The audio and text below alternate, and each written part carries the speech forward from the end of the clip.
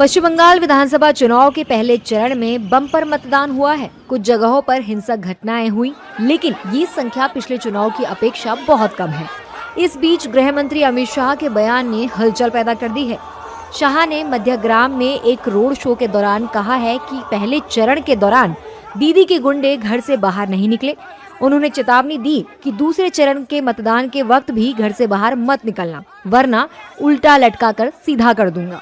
पहले चरण में दीदी के गुंडे घर के बाहर नहीं निकले हैं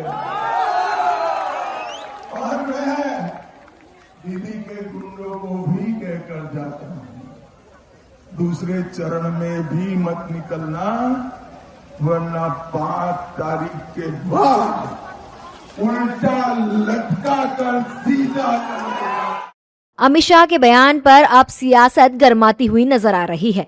विपक्षी दलों के नेताओं ने शाह के बयान को अमर्यादित भाषा बताते हुए कहा है कि किसी भी पार्टी के कार्यकर्ताओं को गुंडा कहना सही नहीं है।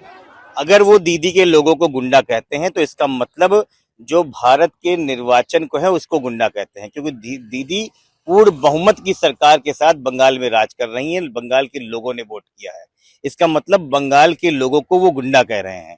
तो गृह मंत्री जी कृपया ध्यान दें, ये बंगाल के लोग हैं, ये आपके घर में काम करने वाले कोई नौकर चाकर नहीं है जिनको आप गुंडा कह के कर। ये देश के दूसरे बड़े सम्मानित कुर्सी पर बैठे हुए जो हमारे गृह मंत्री हैं, उनका ये जुमला कहीं से भी मुनासिब नहीं है। ये लोकतंत्र का जुमला नहीं है, डिक्टेटरशिप का जुमला है। हालांकि बीजेपी और उसके सहयोगी दलों के नेताओं ने शाह के बयान का समर्थन किया है।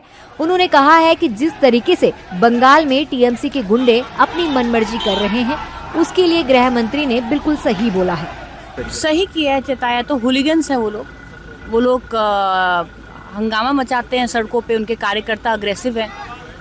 हमेशा चुनाव शांतिपूर्वक होना चाहिए, मतदाताओं को किसी तरीके की कठिनाई का सामना नहीं करना चाहिए, वो लोग शांतिपूर्वक आए अपना मतदान करें।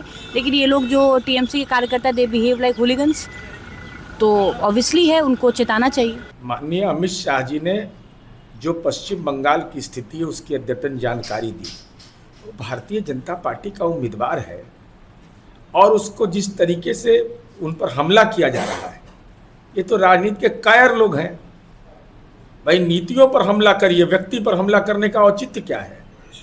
तो देश के संविधान में भी इसकी इजाजत है कि केंद्र सरकार को हस्तक्षेप करना चाहिए।